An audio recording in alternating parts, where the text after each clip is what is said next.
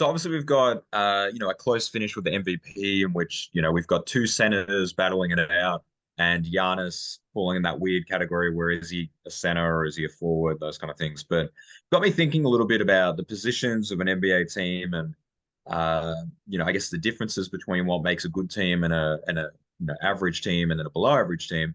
And I kind of landed on centers. And this has always been the old adage, centers are so important. And, the Battle of the Titans has always been a really big component. But, really breaking it down, I think a good center we kind of know it's hard to come by, but I think a good center, the ceiling or the difference between a good center and a great center is probably bigger in the center position than it is for anything else, right? So when we talk about Embiid and Jokic, we we kind of idolize their talents, their offensive prowess, their ability to dominate the game.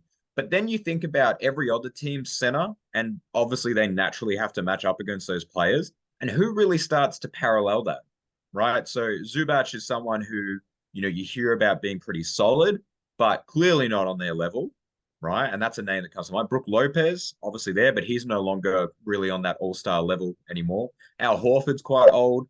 Robert Williams is injury prone. Mitchell Robertson from the Knicks, Bam, maybe, but he's a little bit undersized if you think about it.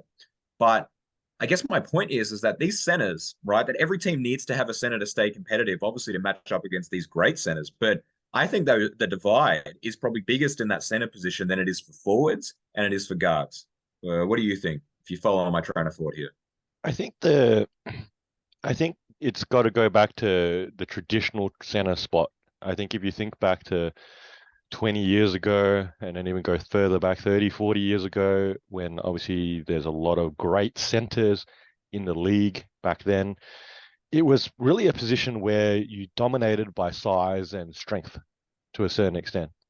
And throughout the evolution of the game and over the last 40 years or so now, if you go back to what would that be like the 80s, that um, the center position requires more and more ability to dribble, shoot, shoot the three ball, make the pass from the top of the key, be able to, make the right play, and so on and so forth.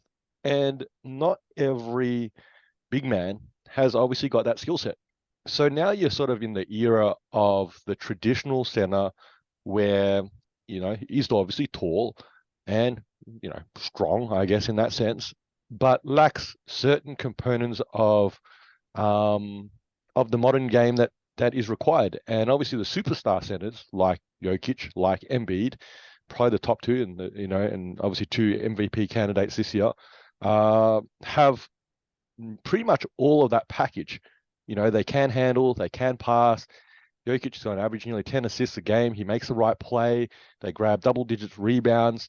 Embiid block shots, obviously, so they protect the rim. They do all of that. They shoot the three ball.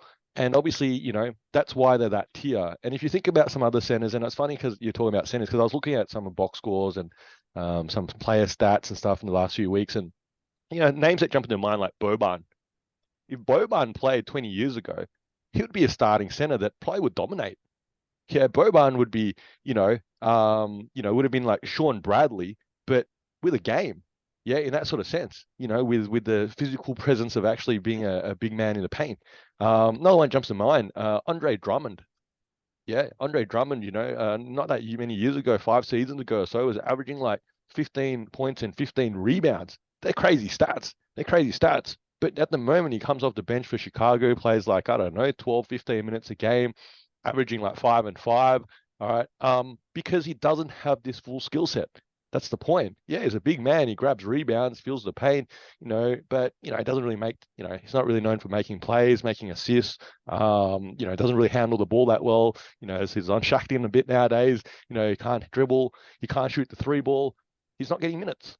I think that's the difference now between the centers that you're sort of referencing to.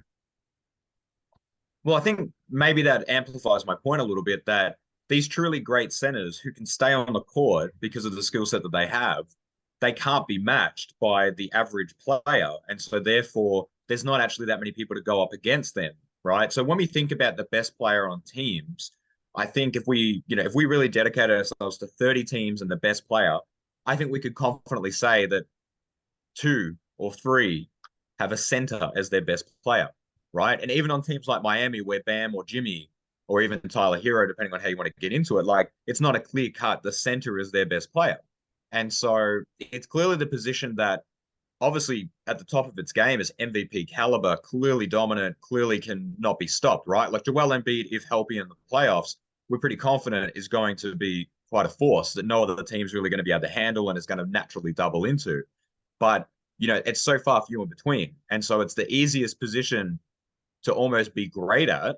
But obviously, that comes with a caveat that you have to be a master at your position to even be in consideration for that. And I think a lot of teams, like you think about someone like DeAndre Ayton, for example, who puts up good stats, but I don't think falls into that great center tier at all. I think, look, it's actually an interesting topic here. Like, I guess, think about Cleveland. All right. And Cleveland has two 7-footers there in Evan Mobley and Jarrett Allen. Evan Mobley is, obviously, developing still. I think his second year. And, who knows what his game will turn into. He could be easily a 20, 25-point scorer by the time, his career is done. And he's sort of that stretch sort of 4, stretch 5 in that sense. Okay. Jarrett Allen, obviously is still a bit more of your old school bruiser, doesn't really shoot the 3 ball, but, plays down low, can make the plays. So he stays on the floor because he can make enough of the high post plays and, block shots and grabs rebounds. I think what we haven't seen, okay, is a team that has 2 7-footers that can play off each other, because that team, in theory, would be unstoppable. Okay, imagine you're pairing Embiid with a Jokic. Okay, now you're putting one guy on the perimeter and one guy in the paint or around the paint. All right, and being able to play 2 7-footers there that can interchange on skill sets. That's the key. They can interchange on skill sets.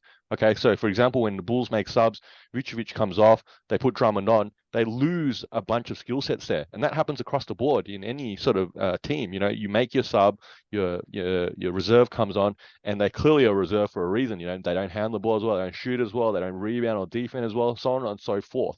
Okay, I think that's what we're trending towards.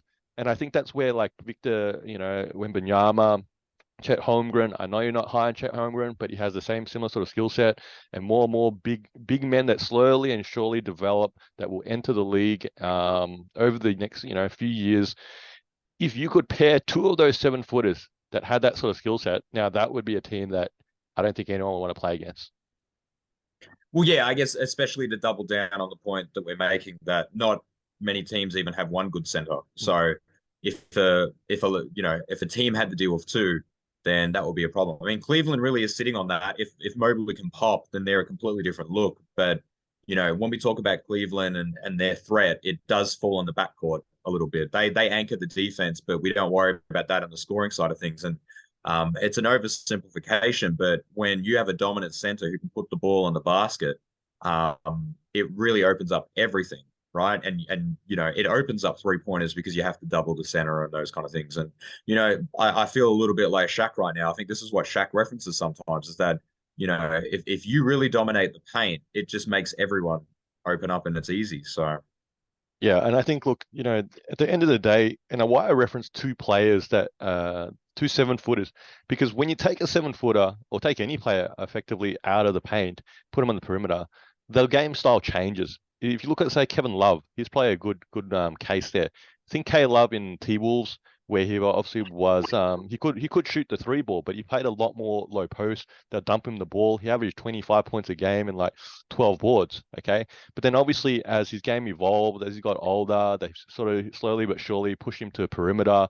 He shot more threes, and so on and so forth. And then his rebound sort of rate dropped. It's ultimately just a byproduct of where you're being asked to play. So at the end of the day, here's another way to look at this. Imagine Embiid was playing the minutes he was playing, didn't play on the perimeter. How many more offensive boards would he get a game? How many more sort of, defensive, stats would he accumulate because he wasn't asked to guard the full floor, but only guard the paint, which sort of, 30, 40 years ago, that's what a center simply did. Yeah, there's almost an extra point coming in here about like rebounding numbers and how they won't be matched because of the way that, the spacing works and whatnot. But Yeah, I don't know. A bit of love for our centers, I think. Yo, this is Two Guys with Spare Time. I'm Faz, this is Nick. You're probably a basketball fan like us, so hopefully you can throw us an assist and giving our video a like and subscribing to our channel. And if you got thoughts, feelings, or even some suggestions, please put them down in the comment section below. And thank you for using your spare time to watch us in our spare time.